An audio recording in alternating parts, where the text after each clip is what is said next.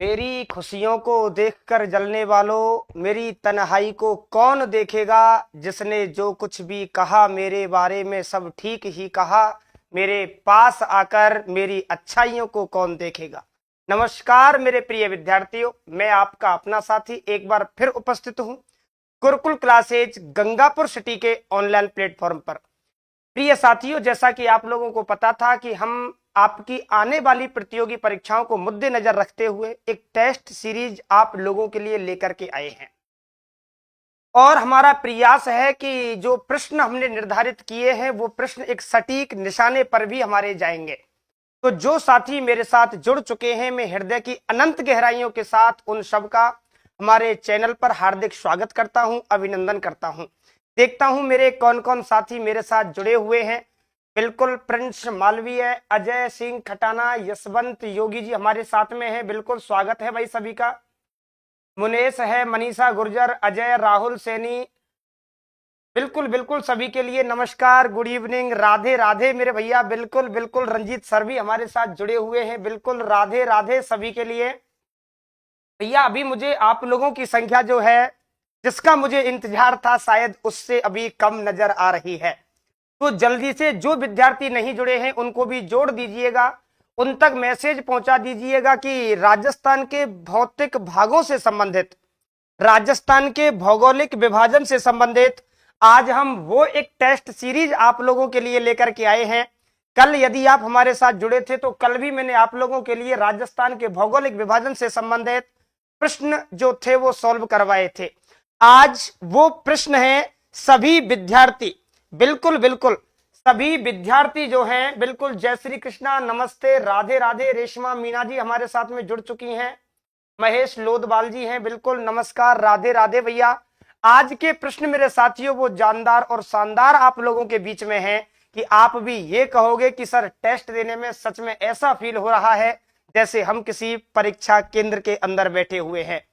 Start करता हूं, आज की आपकी श्रृंखला को आगे की तरफ बढ़ाता हूं, जिसका मेरे सभी साथी जो हैं वो इंतजार कर रहे हैं।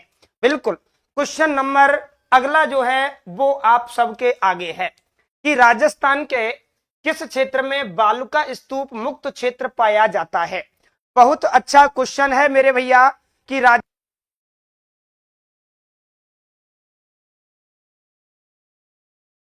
पहला क्वेश्चन आप लोगों के बीच में है साथियों। पहला क्वेश्चन क्या बोल रहा है कि राजस्थान के किस क्षेत्र में बालुका स्तूप मुक्त क्षेत्र पाया जाता है। बिल्कुल मैंने आप लोगों के लिए राजस्थान के भौतिक जो भाग पढ़ाए थे वो मैंने आपके लिए कितने पढ़ाए थे। आप कहोगे कि सर भौतिक भागों की जब आपने बात की थी तो भौतिक जो भाग थे वो आपने राजस्थान के 4 पढ़ाए थे। चारों भागों की जब मैंने आप लोगों से चर्चा की थी तो मैंने आप लोगों के लिए बताया भी था। हर एक प्रश्न पर विस्तार से चर्चा करूंगा। पहले जो विद्यार्थी आंसर देने में समर्थ हैं वो मुझे आंसर देते रहेंगे और अपना समझने वाला जो क्रियाकलाप है उसको भी मेरे साथ साथ बना करके रखेंगे, मेरे साथ समझते चलेंगे। मैंने आप लोगों के लिए बताया था कि हमारा जो राजस्थान है उसे हम 4 भौतिक भागों में बांटते हैं। एक जो भाग आता है उसका नाम मैंने आप लोगों के लिए बताया था थार का मरुस्थल। क्या नाम था मेरे साथियों? आप कहोगे कि सर उसका नाम था थार का मरुस्थल। इसके बाद में दूसरे नंबर का जो था उसका नाम मैंने आप लोगों के लिए बताया था अरावली पर्वतमाला। तीसरा जो भौतिक प्रदेश था उसका नाम मैंने आप लोगों के लिए बताया था पूर्वी मैदानी भाग। क्या नाम बताया था साथियों? आप कहोगे कि सर उसका जो नाम बताया था वो नाम था पूर्वी मैदानी भाग। बिल्कुल पूर्वी मैदानी भाग नाम दिया था। एक जो भाग था उसका नाम मैंने नंबर 4 पर दिया था हाड़ौती का पठार। क्या नाम दिया था? आप कहोगे कि सर हाड़ौती का पठार नाम दिया था। अब क्या पूछा है कि राजस्थान के किस क्षेत्र में, सबसे पहले हमें यह चीज पता लगानी है कि बालुका स्तूप मुक्त क्षेत्र पाया जाता है। कहने का मतलब है कि बालुका स्तूप नहीं बनते हैं मेरे प्यारे साथियों। बालुका स्तूप का मतलब है आपके, बिल्कुल बिल्कुल बिल्कुल सभी की तरफ से नमस्कार भैया, राधे राधे, बिल्कुल राधे जी, बिल्कुल सभी के लिए बिल्कुल राधे राधे भैया। सबसे पहले हमें यह देखना है कि बालुका स्तूप जो है वो किस भाग में बनते हैं और ये किस भाग की बात कर रहा है। मेरे प्यारे साथियों जिलों पर नजर डालते हैं। जिले हैं ओशियां, मंडौर, मथानिया, फलौदी, पोखरण, बालोतरा, सीकर, चूरू, झुंझुनू, सिवाना, आहोर, जालोर। इनमें से हमें वो क्षेत्र बताना है जहां पर बालू का स्तूप नहीं बनते हैं। मैं आप लोगों से बात करूं मेरे प्यारे साथियों, तो ये जो यहां पर दिए गए हैं वो आपके मारवाड़ से संबंधित हैं। और जो रेत के जो टीले बनते हैं, चाहे वो किसी भी आकृति के हों, याद रखना उन्हें बालू का स्तूप कहते हैं। स्थानीय भाषा में उन्हें धरियन या फिर धोरे कहा जाता है। अब ये पूछा है कि वो किस भाग में नहीं बनते हैं।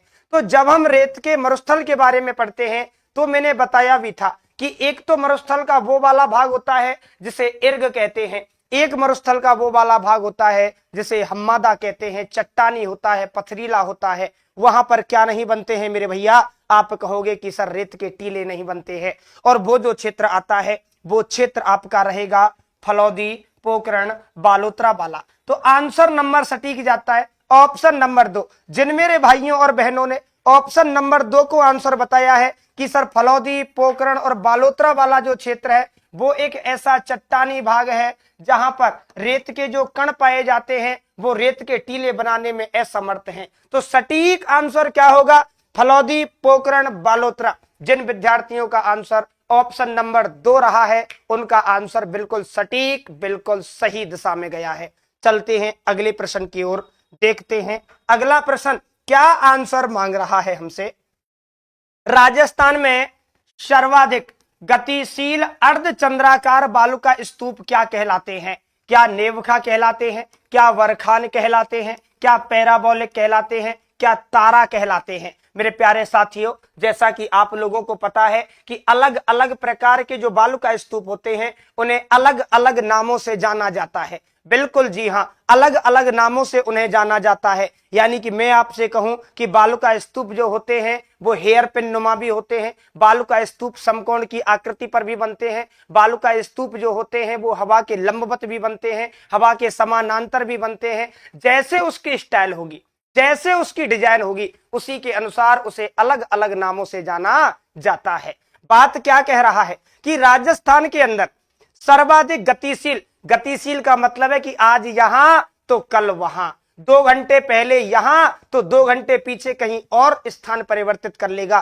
तो इस गतिशील अवस्था में जो अर्धचंद्राकार बालू का स्तूप बनते हैं उन्हें क्या कहते हैं? क्या उन्हें नेवखा कहते हैं? क्या पैराबोलिक कहते हैं? क्या बरखान कहते हैं? क्या तारा? क्या बात है मेरे प्यारे साथियों, आंसर भी जाने शुरू हो गए हैं।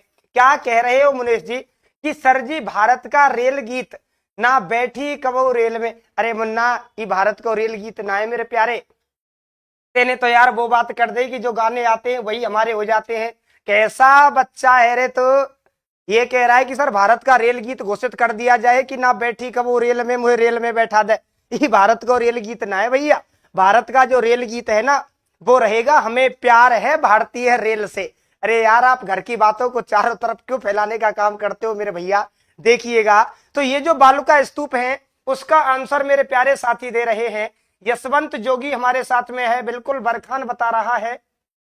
अभिषेक बैरवा, संजीव गुंसार, मुनेश लोदवाल, रेशमा मीना, समय मीना, संजीव गुंसार, राहुल सैनी, प्रिंस, बिल्कुल बिल्कुल शिव प्रसाद मीना जी, दीनदयाल धौलपुर, प्रिंस मालवीय ये बता रहे हैं। यशवंत योगी जी बता रहे हैं कि सर ये हमें जैसलमेर में अधिक देखने को मिलते हैं। बिल्कुल मेरे प्यारे साथियों, आप सबका आंसर एक सटीक दिशा में जा रहा है कि हमारे राजस्थान में जो अर्धचंद्राकार गतिशील अवस्था में रेत के टीले बनते हैं उन्हें बरखान कहते हैं। क्या कहते हैं? बरखान कहते हैं। तो जिन मेरे प्यारे साथियों ने आंसर बरखान दिया है उन सब का आंसर एकदम फिर सही दिशा में जाता है, बिल्कुल सटीक निशाने पर जाता है। क्या बात है मेरे शेर और शेरनियों। चलते हैं अगले क्वेश्चन की ओर। अगला क्वेश्चन आप लोगों के सामने है कि मरुस्थलीय प्रदेश का उत्तर पूर्व का जो ऊंचा भाग है उसे क्या कहते हैं? थार के मरुस्थल का जो उत्तर की तरफ का जो ऊंचा भाग है उसे क्या कहते हैं? क्या हुआ मुनेश भैया? बिल्कुल यशवंत जी, ये हमें जैसलमेर में अधिक देखने को मिलते हैं। बिल्कुल हरभजन सिंह हमारे साथ में जुड़े हुए हैं, कृष्ण हमारे साथ में जुड़ा हुआ है कि सर ऑप्शन नंबर सी को लॉक कर दिया जाए। बिल्कुल भैया, पिछले प्रश्न का आंसर ऑप्शन नंबर सी रहा है। यानी कि जो गतिशील अर्धचंद्राकार बालू का स्तूप होते हैं उन्हें क्या कहते हैं? आप कहोगे बरखान कहते हैं। इंतजार है मुझे आपके इस प्रश्न के आंसर का कि हमारे राजस्थान का जो उत्तर का पूर्वी ऊंचा भाग जो है वह क्या कहलाता है? क्या वह मगरा कहलाता है? क्या वह तली कहलाता है? क्या वह थली कहलाता है? या फिर वह लघु मरुस्थल कहलाता है? मेरे प्यारे विद्यार्थियों, 4 ऑप्शन आप लोगों के बीच में उपस्थित हैं और इन 4 में से मुझे बताइएगा कि आंसर क्या हो जाएगा। क्या बात है रे मीना गीत करौली, रंजेश कोहली, समय, मीना, मनीषा गुर्जर, राहुल, शाबाश मेरे चीतो। ऐसे ही आपके आंसरों का मुझे इंतजार रहता है मेरे यारो। कितने शानदार आप लोग एक दिशा में निशाना लगाते हो कि सर ऑप्शन नंबर 2 को लॉक कर दो। अच्छा, देखते हैं ऑप्शन नंबर 2 की ओर, लेकिन उससे पहले मैं एक तगड़ी बात आप लोगों के बीच में बताने को जा रहा हूं, उसे ध्यान से सुनिएगा। क्या रहेगी तगड़ी बात? हमारे भरतपुर में तगड़ी का मतलब होता है बड़ी महत्वपूर्ण बात। तो देखिएगा मेरे भैया कि ये आपका राजस्थान है। बिल्कुल गुरुजी, जैसा भी है तो अपना रंगीला राजस्थान। इससे बढ़िया तो हमें हमारे भारत में अन्य देशों में कोई राज्य हमें मिला ही नहीं। राजस्थान तो राजस्थान है ही सर। इसके ऊपर का जो भाग है इसको कहते हैं मेरे प्यारे साथियों थार का मरुस्थल। क्या कहते हैं? थार का मरुस्थल कहते हैं। और थार के मरुस्थल का याद रखना, जो ऊंचा भाग है उस ऊंचे भाग को कहते हैं थली। और याद रखना, थार के मरुस्थल का जो नीचा भाग है उस नीचे भाग को कहते हैं तली। क्या कहते हैं? तली। यहां पर क्या पूछा है? यहां पर पूछा है ऊंचा भाग। बिल्कुल मेरे भैया, आंसर हो जाएगा थली। क्या हो जाएगा? थली। कि मरुस्थलीय प्रदेश का उत्तर पूर्वी जो ऊंचा भाग है उसे क्या कहते हैं? उसे थली कहते हैं। स्क्रीनशॉट ले लीजिएगा प्रिय छात्रों। ऊंचा भाग कहलाता है थली और नीचा भाग क्या कहलाता है? तली। नीचे ते गुरुजी तरोई तो के और तरे ते शब्द निकल के आ जाएगा तली। का बना दियो भैया? तली। अरे याद रखना है मेरे प्यारे, परीक्षा पास करनी है कोई ना कोई विधि थे तो ऊंचो भाग थली और नीचो भाग तली। मरुस्थल का ऊंचा भाग क्या होगा? थली और नीचा भाग क्या हो जाएगा? तली हो जाएगा। अगले क्वेश्चन की ओर चलते हैं। अगला क्वेश्चन लेकर के आता हूं आप लोगों की स्क्रीन पर। पहले प्रश्न की लैंग्वेज को समझो कि डूंगरपुर और बांसवाड़ा के जो मध्य का पहाड़ी भाग है, कौन कौन से जिलों की बात कर रहा है? डूंगरपुर की बात कर रहा है, बांसवाड़ा की बात कर रहा है। उनके बीच का जो पहाड़ी भाग है उसे क्या कहते हैं? क्या उसे मेबल कहा जाता है? क्या उसे गिरवा कहा जाता है? क्या उसे भोमट कहा जाता है? क्या उसे मगरा कहा जाता है? बहुत अच्छा प्रश्न आप लोगों के बीच में है। पहले प्रश्न की लैंग्वेज को समझो और लैंग्वेज को समझने के बाद में आप मुझे बताओ कि डूंगरपुर और बांसवाड़ा के जो मध्य का पहाड़ी भाग है उसे क्या कहेंगे। बिल्कुल मेरे प्यारे विद्यार्थियों, विष्णु हमारे साथ में जुड़ चुका है बयाना से। बिल्कुल राधे राधे भैया, बिल्कुल नमस्कार, राधे राधे सभी को। यशवंत योगी जी बता रहे हैं भैया कि सर मेबल को लॉक कर दिया जाए। हरभजन सिंह, मनीषा गुर्जर, समय, मीना है। बिल्कुल भैया, क्या है कि डूंगरपुर और बांसवाड़ा के जो बीच का पहाड़ी भाग है उसे किस नाम से जाना जाता है? क्या उसे मेबल कहते हैं? क्या उसे गिरवा कहते हैं? क्या उसे भोमट कहते हैं? क्या उसे मगरा कहते हैं? मेरे प्यारे साथियों, मैं आप लोगों के लिए बता देता हूं, हमारे राजस्थान की जो पहाड़ियां हैं उन राजस्थान की पहाड़ियों को अलग अलग स्थानों पर स्थिति के अनुसार अलग अलग नामों से जाना जाता है। क्या कहा है मैंने? दोबारा से फिर सुनो। राजस्थान की पहाड़ियों को अलग अलग जगहों पर स्थिति के अनुसार अलग अलग नामों से जाना जाता है। जैसा कि आप लोगों ने नाम सुना होगा, मैं उदयपुर की कुछ पहाड़ियों के नाम बोल रहा हूं। उदयपुर के अंतर्गत नाम सुना होगा मछली मगरा की पहाड़ी, मोती मगरा की पहाड़ी। ये जो पहाड़ियां हैं ये कहां पर है? आप कहोगे कि सर उदयपुर के अंदर है। यहां से थोड़ा सा और आगे चलते हैं, नाम सुना होगा अड़ा बटा की पहाड़ी, छप्पन की पहाड़ियां, गोगुंदा की पहाड़ियां, खमनौर की पहाड़ियां, बीछामेड़ी की पहाड़ियां, नाग पहाड़, आपने नाम सुना होगा मेरे प्यारे साथियों घुंगरू की पहाड़ियां। अलग अलग स्थानों पर इन पहाड़ियों को अलग अलग नामों से जाना जाता है। आपका आंसर लॉक होता है मेबल। क्या होता है? मेबल। याद रखना, डूंगरपुर जिले में और बांसवाड़ा जिले के बीच में जो मध्य का पहाड़ी भाग है, राजस्थान में पहाड़ों की नगरी कहते हैं डूंगरपुर को। किसे कहते हैं? पहाड़ों की नगरी, डूंगरपुर को। याद रखना। और यहाँ पर जो पहाड़ियां हैं उन्हें किस नाम से जाना जाता है? मेबल के नाम से जाना जाता है। बिल्कुल सेशन को शेयर कर दो भैया, अभी मुझे विद्यार्थियों की संख्या काफी कम नजर आ रही है, ऐसे काम थोड़ी चलेगा। अच्छा 56 की पहाड़ी, बिल्कुल यशवंत योगी जी 56 की पहाड़ियां भी हैं, बिल्कुल मेबल के नाम से जाना जाता है। वेरी गुड, बहुत बढ़िया। ऐसे ही विद्यार्थी जो हैं वो बहुत जल्दी सफलता प्राप्त करते हैं। हमें बिल्कुल भैया आपके इंतजार, बिल्कुल अमित हमारे साथ जुड़ चुका है, नमस्कार भैया, राधे राधे। मेबल की पहाड़ियां कहते हैं, कौन सी पहाड़ी कहते हैं? मेबल की पहाड़ियां कहा जाता है। बिल्कुल बिल्कुल बिल्कुल तस्तरी नुमा उदयपुर की जो पहाड़ियां हैं, यशवंत योगी जी बता रहे हैं, बिल्कुल यशवंत जी, उदयपुर के चारों ओर जो तस्तरी नुमा पहाड़ी फैली हुई है उन्हें गिरवा की पहाड़ी कहते हैं। अगले क्वेश्चन पर चलते हैं। अगला क्वेश्चन आप लोगों के बीच में है, उदयपुर का उत्तर पश्चिमी पर्वतीय प्रदेश क्या कहलाता है? ये लो मेरे भैया, उदयपुर का पहले लोकेशन देखो, उत्तर पश्चिमी जो पर्वतीय प्रदेश है वह क्या कहलाता है? क्या उसे भोमट कहते हैं, या उसे मगरा कहते हैं, क्या उसे पिंड माट का मैदान कहते हैं, या उसे मेरवाड़ा पहाड़ियों के नाम से जाना जाता है? उदयपुर की तरफ जाइएगा और उदयपुर के अंदर जो पर्वतीय प्रदेश है वो क्या कहलाता है? बिल्कुल बिल्कुल बिल्कुल अक्की बयाना, बिल्कुल अंकित जी आप लोगों को पहचान लिया है, आप अक्की बयाना से हो, बिल्कुल स्वागत है भैया हमारे ऑफिशियल चैनल पर आप सभी का। बिल्कुल जुड़े रहिएगा, सेशन को शेयर भी करते रहें भैया। देखिएगा मैं आप लोगों के लिए क्या बता रहा था, मैं आप लोगों के लिए ये बता रहा था भैया कि जो उदयपुर है उसका पश्चिमी पर्वतीय जो प्रदेश है उसे किस नाम से जाना जाता है? बिल्कुल नमस्ते धीरज कुमार जी, बिल्कुल नमस्ते भैया। एक मिनट देखो, मैं आप लोगों के लिए इस प्रश्न के ऊपर थोड़ी सी व्याख्या करता हूं, ध्यान से सुनना। मैं कवर करूंगा कि प्रश्न के जो सभी ऑप्शन हैं उन सब की यहां पर व्याख्या हो जाए। देखिए आप लोग जैसा कि जानते हो, राजस्थान के सामान्य परिचय में हम बात भी करते रहते हैं कि हमारे राजस्थान के अंदर सबसे ऊपर जो जगह है वो हो जाएगी कोंडा गांव। कौन सा गांव हो जाएगा? कोंडा गांव हो जाएगा। कोंडा जो गांव है कहां पर पड़ता है? आप कहोगे कि सर ये श्री गंगानगर के अंतर्गत आता है। सबसे दक्षिण की यदि मैं बात करता हूं तो आप कहोगे कि सर बोरकुंडा गांव हो जाएगा।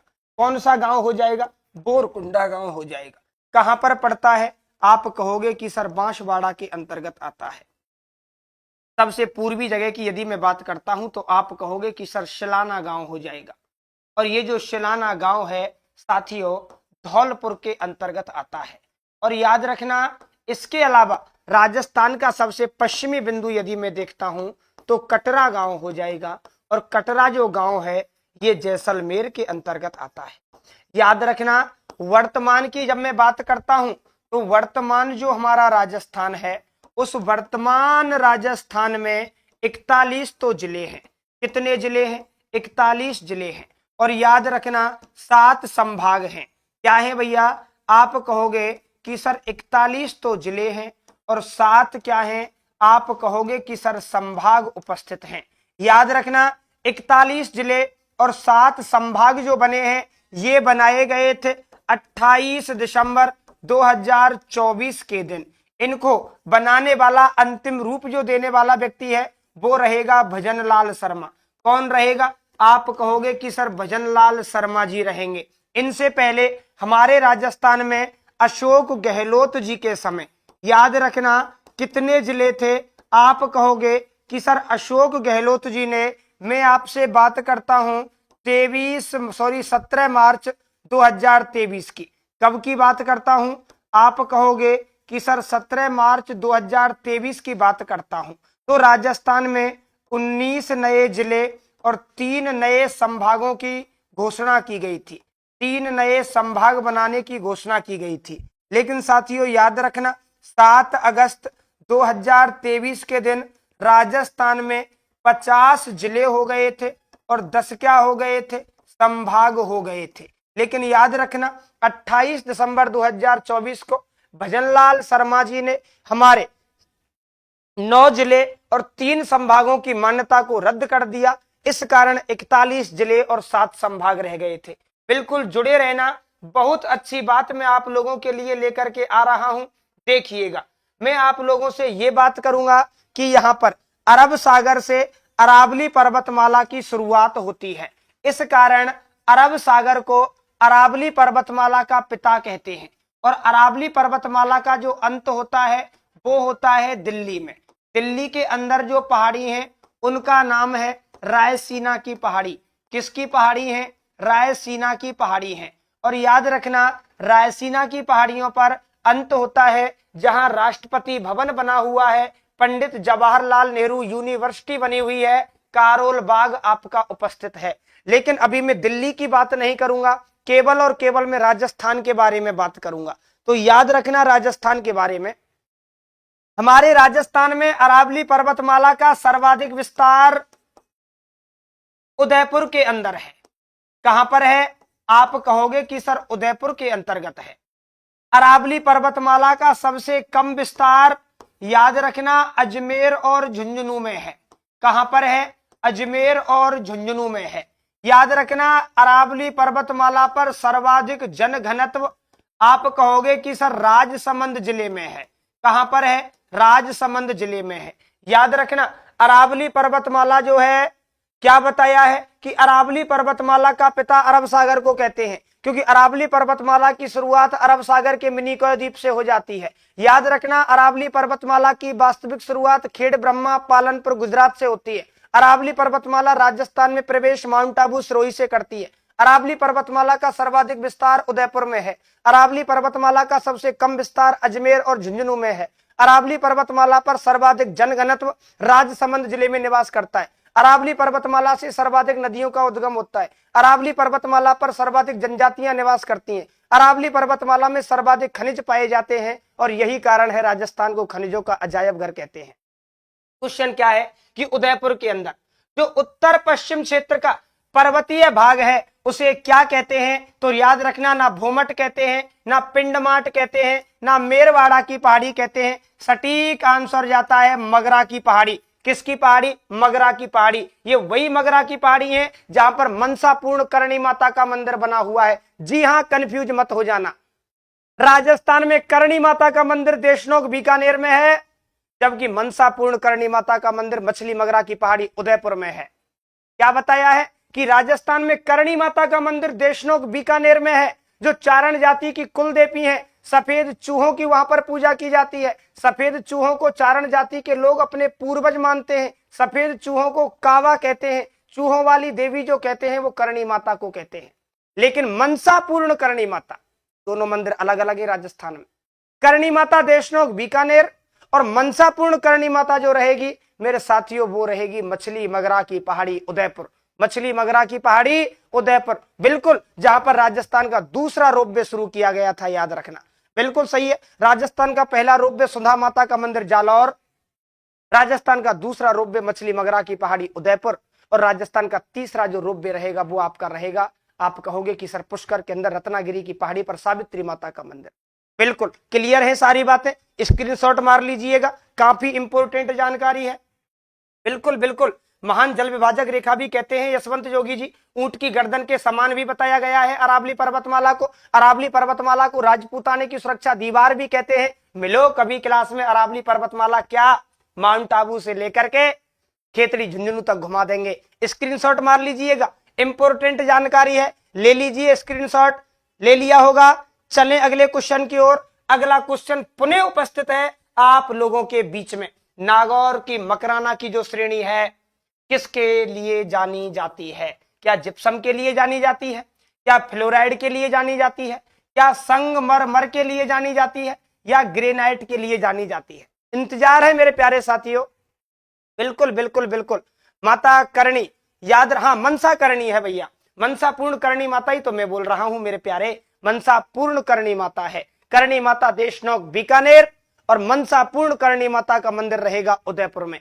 ये से ही क्वेश्चन तो कंफ्यूज करते हैं मेरे साथियों, लेकिन हम कंफ्यूज होने नहीं देंगे। एक एक प्रश्न का ऑपरेशन हमारे यहां पर किया जाता है। क्या? जब तक तोड़ेंगे नहीं तब तक छोड़ेंगे नहीं। अगला क्वेश्चन आप लोगों के बीच में है। नागौर की जो मकराना की खान है किसके लिए फेमस है? क्या जिप्सम के लिए है? क्या संगमरमर के लिए है? क्या ग्रेनाइट के लिए है? या फ्लोराइड युक्त जल के लिए है? मेरे प्यारे साथी देखते, अरे वाह क्या बात है रे मेरे शेरों। कुलदीप लकवाल, पूजा मीना, मनीषा गुर्जर, मुनेश लोदवाल प्रिंस हमारे साथ में है। संजीव, अरे मेरे शेरों क्या बात है रे, संख्या को बढ़ाते जाओ, वैसे ही दिल गदगद कर दिया रे राजा हो आपने आज तो। बिल्कुल बिल्कुल बिल्कुल कुलदीप जी, अभी आपके संगमरमर पर भी विचार विमर्श करेंगे। बिल्कुल, क्या बात है। ज्यादातर विद्यार्थी मेरे जो साथी हैं वो जा रहे हैं कि सर ऑप्शन नंबर 2 को लॉक कर दो। कितना विश्वास है रे आपको, बहुत अच्छी बात है। ऐसा ही अटल विश्वास आप लोगों को होना चाहिए। बिल्कुल बिल्कुल बिल्कुल, कुलदीप हमारे साथ में है। अक्की है सर, संगमरमर के लिए संगमरमर मंडी किशनगढ़ अजमेर में। अरे क्या बात है रे मेरे यशवंत योगी, बहुत बढ़िया यार, बहुत अच्छी बात है। बिल्कुल, संगमरमर की जो मंडी है वो किशनगढ़ अजमेर के अंतर्गत है। बिल्कुल मेरे भैया, देखिएगा क्या है क्वेश्चन कि मकराना की जो खान है वो किसके लिए फेमस है। आप कहोगे कि सर कौन नहीं जानता आगरे का ताजमहल है आगरे में, लेकिन बना हुआ तो राजस्थान की मकराना की संगमरमर से ही है। क्या कहा है कि आगरे का ताजमहल है आगरे में, लेकिन वहां पर भी पहचान अपना राजस्थान रखता है। क्योंकि जब चर्चाएं होती हैं कि इस जो खूबसूरत इमारत है इसको बनाने के लिए पत्थर कहां से यूज किया गया है, तो वहां पर भी हमारे राजस्थान का नाम लिया जाता है कि इसको बनाने के लिए जो पत्थर आया है वो मकराना नागौर की खान से आया है। क्या बात है रे, ऐसी ही बातों पर तो हमारा राजस्थान रंगीला राजस्थान है। बिल्कुल, क्या करेंगे संगमरमर। बिल्कुल मेरे प्यारे साथियों, सीधा सीधा आंसर जाता है कि मकराना की जो खाने हैं वो याद रखना संगमरमर के लिए फेमस है। किसके लिए फेमस है? संगमरमर के। जिन मेरे भाइयों और बहनों ने संगमरमर आंसर दिया है उन सबका आंसर बिल्कुल एकदम सटीक, एकदम सही। बिल्कुल, खुद के हाथ से खुद की पीठ को 2 बार 3 बार यार ये कहो कि मैंने क्या आंसर दे रहा हूं आज। चलते हैं अगले क्वेश्चन की ओर। अगला क्वेश्चन पुनः आप लोगों के बीच में है भैया। किस नदी का प्रवाह क्षेत्र गौड़वाड़ प्रदेश कहलाता है? क्या घग्गर नदी के प्रवाह क्षेत्र को कहते हैं? क्या कांतली नदी के प्रवाह क्षेत्र को कहते हैं? क्या चंबल नदी के प्रवाह क्षेत्र को कहते हैं? क्या लूनी नदी के प्रवाह क्षेत्र को कहते हैं? आप लोगों को पता है कि नदियां जिस क्षेत्र के अंदर होकर के बहती हैं उनके प्रवाह क्षेत्र को किसी ना किसी नाम से जाना जाता है। तो मुझे आप लोग बताइए कि कौन सी नदी है जिसके प्रवाह क्षेत्र को क्या कहते हैं? गौड़वाण कहते हैं। बिल्कुल, संगमरमर के लिए बिल्कुल बिल्कुल संगमरमर व्यापार राजस्थान में ज्यादा होता है। जब तक तोड़ेंगे नहीं जब तक छोड़ेंगे नहीं सर। बिल्कुल विष्णु सेन, जब तक तोड़ेंगे नहीं तब तक छोड़ेंगे नहीं। बिल्कुल बिल्कुल। अच्छा, मेरे साथी आंसर दे रहे हैं। यशवंत जी लूनी बता रहे हैं, नीलू हमारे साथ में है, मीना गीत करौली, मनीषा गुर्जर, संजीव गुंसार, कुलदीप लकवाल, मीना। बिल्कुल बिल्कुल, लूनी नदी का उद्गम सर नागपाड़ अजमेर से होता है। बिल्कुल मेरे भैया, लूनी नदी का उद्गम नागपाड़ अजमेर से होता है। राहुल सैनी हमारे साथ में जुड़े हुए हैं। कुलदीप लकवाल बता रहे हैं कि सर आंसर लूनी को लॉक कर दिया जाए। क्या बात है रे मेरे शेरों, गौड़वाड़ प्रदेश पूछा है। कौन सा प्रदेश पूछा है? गौड़वाड़ प्रदेश पूछा है। तो याद रखना, गौड़वाड़ प्रदेश के नाम से जो जाना जाता है वो लूनी नदी के प्रवाह क्षेत्र को जाना जाता है। एक बार मैं नदियों की बात कर रहा हूं, प्रवाह क्षेत्रों की बात कर रहा हूं। आगे देखिएगा, ध्यान से देखिएगा, ये जो मैं डायग्राम बनाने वाला हूं ये डायग्राम आपके लिए बड़ा महत्वपूर्ण साबित होगा, क्योंकि इस डायग्राम से सीधे सीधे 8 से 10 क्वेश्चन पुटअप होंगे। कितने क्वेश्चन? 8 से 10 प्रश्न पुटअप होंगे। ध्यान से देखिएगा डायग्राम को। राजस्थान मैंने आप लोगों के बीच में बना दिया है। हर जब मैं प्रश्न को सॉल्व करवाता हूं तो उस एक प्रश्न के अंदर मैं कम से कम 5 से 7 प्रश्नों को लेकर के चलता हूं। देखिएगा क्या बातें बता रहा हूं। याद रखना, उत्तरी राजस्थान के अंदर एक नदी बहती है मेरे प्यारे साथियों। ये जो नदी मैंने आप लोगों के बीच में बताई है, याद रखना ये घग्गर है। कौन सी नदी है? आप कहोगे कि सर ये नदी घग्गर है। एक नदी मैंने नागपहाड़ अजमेर से निकाली और यहां से होते हुए मैंने आपने कहा कि सर बिल्कुल अपने पानी को जो है वो एक तरीके से ले जाने का काम करती है। ये लो मेरे भैया, ये नदी मैंने निकाल ली और ये जो नदी है मेरे प्यारे साथियों, याद रखना लूनी नदी है। कौन सी नदी है? लूनी नदी। नागपाड़ अजमेर से उद्गम होता है और अपने पानी को कहां पर लेकर के जाती है? आप कहोगे कि सर अरब सागर में लेकर के जाती है। अगली कंडीशन देखो, यहां पर मैंने एमपी से एक नदी का उद्गम किया और ये जो नदी है ये नदी कर्क रेखा को 2 बार काटती है। कितनी बार काटती है? आपने कहा कि सर कर्क रेखा को 2 बार काटती है। ये लो मेरे भैया, ये जो मैंने नदी बना दी ये आपकी माही नदी हो गई। कौन सी नदी हो गई? माही नदी हो गई। एक नदी का एमपी से फिर मैंने जनापाब की पहाड़ी से उद्गम किया और वो राजस्थान के अंदर बहते हुए इस तरीके से मेरे भैया वो यूपी में चली गई। और इस तरीके से जो बहती हुई यू नदी जा रही है, याद रखना ये जो नदी है साथियों ये आपकी चंबल है। कौन सी नदी होगी? आप कहोगे कि सर चंबल नदी हो जाएगी। याद रखना खमनौर की पहाड़ी राजसमंद से एक नदी का फिर उद्गम हुआ और वो नदी आकर के इस नदी में आकर के मिल गई। मेरे प्यारे विद्यार्थियों ये जो मैंने नदी बनाई है ये आपकी कौन सी नदी हो जाएगी? आप कहोगे कि सर ये बनास नदी हो जाएगी। बिल्कुल बिल्कुल। ये तंत्र सबकी समझ में आया क्या जो मैंने बताया है? आधी खीर, आधी खारी, आधी मीठी। बिल्कुल मेरे भैया, बालोतरा से पहले इसका पानी जो है वो मीठा रहता है और बालोतरा के बाद में इसका जो पानी है वो कैसा हो जाता है? खारा हो जाता है। मुझे बस मेरे नाम का आंसर आता है, पता नहीं क्या लिख रहा है भैया। पश्चिमी राजस्थान की मरुगंगा। बिल्कुल बिल्कुल। ये देखो मैं बहुत सारे बात आप लोगों के बीच में बता रहा हूं। याद रखना यदि हमसे पूछ लेता है कि उत्तरी राजस्थान की सबसे बड़ी नदी कौन सी होगी तो याद रखना मेरे प्यारे साथियों उत्तरी राजस्थान की सबसे बड़ी जो नदी हो जाएगी वो हो जाएगी घग्गर। मरुस्थल की गंगा, अंतः सलीला, आधी खारी आधी मीठी, बालोतरा से पहले मीठी, बालोतरा के बाद में खारी। ऐसी जो नदी रहेगी वो रहेगी लूनी। कौन सी रहेगी? लूनी रहेगी। आदिवासियों की गंगा, दक्षिण भारत की सबसे लंबी नदी, त्रिवेणी संगम याद रखना बनाती है नावाटापुरा डूंगरपुर के अंदर, जहां पर लगने वाले मेले को आदिवासियों का कुंभ कहा जाता है। याद रखना वो नदी हो जाएगी माही। कौन सी हो जाएगी? माही। राजस्थान में बहने वाली सबसे लंबी नदी रहेगी चंबल। चंबल नदी के आसपास के क्षेत्र को कौन नहीं जानता? डांग प्रदेश कहते हैं।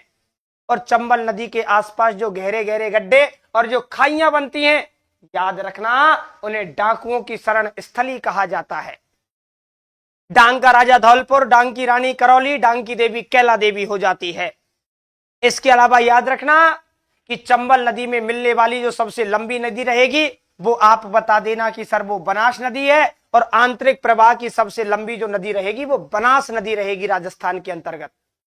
क्लियर है साथियों? क्लियर है? स्क्रीनशॉट ले लीजिएगा। जो विद्यार्थी नए हैं जिन्होंने डायग्राम बना रखा है उनको तो कोई आवश्यकता है नहीं, लेकिन मेरे जो कुछ साथी नए हैं वो स्क्रीनशॉट मारते चलना साथ साथ में।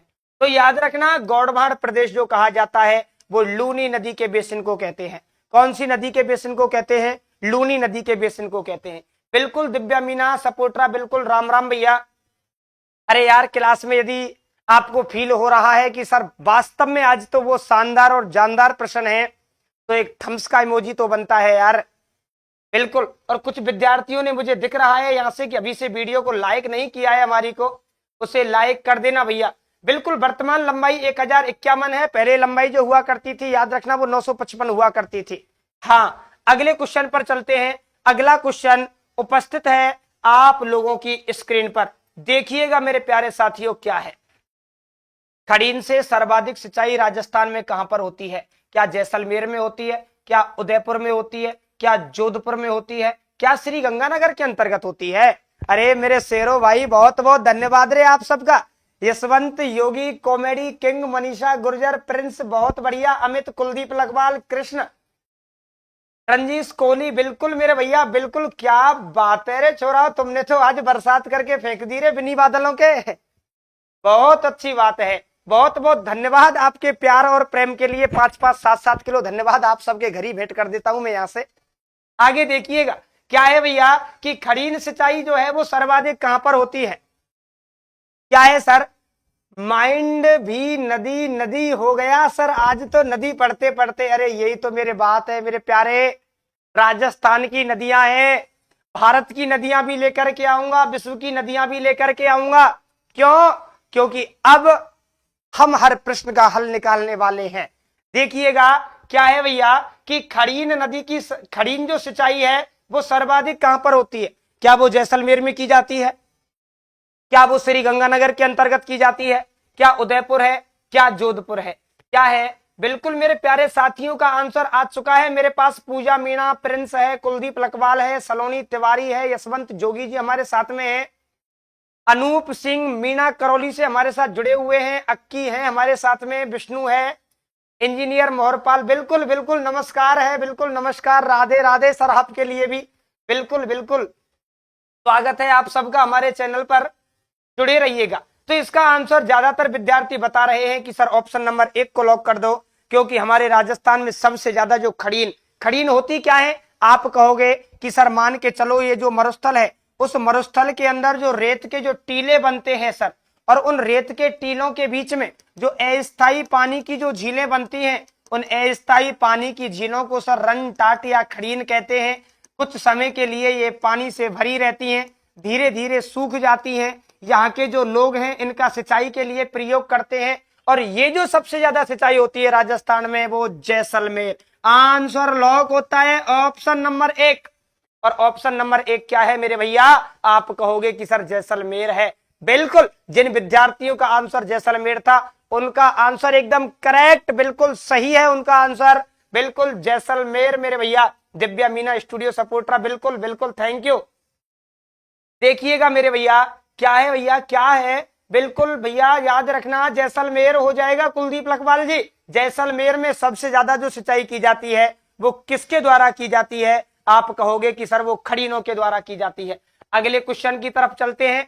अगला क्वेश्चन उपस्थित है फिर आपके बीच में, और देखिएगा क्या आंसर मांग रहा है क्वेश्चन नंबर अगला, कि रेतीला शुष्क क्षेत्र तथा राजस्थान का बांगर किस भौतिक विभाग का उप विभाग। वेरी गुड, बहुत अच्छा क्वेश्चन है, तरीके से पढ़िएगा कि शुष्क रेतीला शुष्क जो क्षेत्र है राजस्थान का बांगर किस भौतिक विभाग के उप विभाग में आता है। क्या पश्चिमी मरुस्थलीय क्षेत्र में आएगा, क्या शेखावाटी में आएगा, क्या पूर्वी मैदान में आएगा, क्या गौड़वाड़ प्रदेश के अंतर्गत आएगा। देखिएगा क्वेश्चन की लैंग्वेज कितनी अच्छी तरीके से व्यवस्थित की गई है प्रश्न के अंदर, कि रेतीला शुष्क क्षेत्र तथा राजस्थान का बांगर। याद रखना वांगड़ अलग है और बांगर अलग है, कंफ्यूज मत हो जाना साथियों। बांगड़ क्षेत्र अलग है और बांगर क्षेत्र अलग है। यहां पर बांगर की बात कर रहा है, क्या पूछ रहा है कि रेतीला शुष्क क्षेत्र तथा राजस्थान का बांगर किस भौतिक विभाग के उप विभाग में आएगा। क्या पश्चिमी मरुस्थलीय प्रदेश रहेगा, शेखावाटी रहेगा, पूर्वी मैदानी भाग रहेगा, या गौड़वाड़ प्रदेश रहेगा। मेरे प्यारे साथी क्या आंसर, अरे क्या बात है मेरे शेरो, इंजीनियर मोहरपाल बैरवाजी हैं, कुलदीप हमारे साथ में है, हरभजन, यशवंत योगी जी, कृष्ण राहुल सैनी, पूजा मीना, कुलदीप। क्या है भैया, नूर तेरी ज्योग्राफी का मेरा गुरूर हो गया। थैंक यू विष्णु भैया, थैंक यू इतना प्यार देने के लिए यार। ऐसा वैसे है नहीं कुछ, हम तो एक सीधे साधे वो आदमी है, हम तो जानते नहीं है क्या है क्या नहीं है। देखिएगा क्या है अगला क्वेश्चन। आप लोग कहोगे कि सर रेतीला शुष्क जो क्षेत्र है वो राजस्थान का बांगर किस भौतिक विभाग के अंतर्गत आता है। आप कहोगे कि सर पश्चिमी मरुस्थलीय प्रदेश, शेखावाटी प्रदेश। बिल्कुल मेरे प्यारे साथियों, आप सबका सटीक आंसर होगा कि सर पश्चिमी मरुस्थलीय प्रदेश जो है, क्योंकि मरुस्थलीय जो भाग है उसे 2 भागों में बांट करके पढ़ते हैं। एक तो हो जाता है, आप कहोगे कि सर कौन सा हो जाएगा, शुष्क प्रदेश हो जाता है। बिल्कुल यहां से क्लियर हो गया, ना शुष्क शेखावाटी होती, ना शुष्क पूर्वी होता, ना शुष्क गौड़वाड़ होता।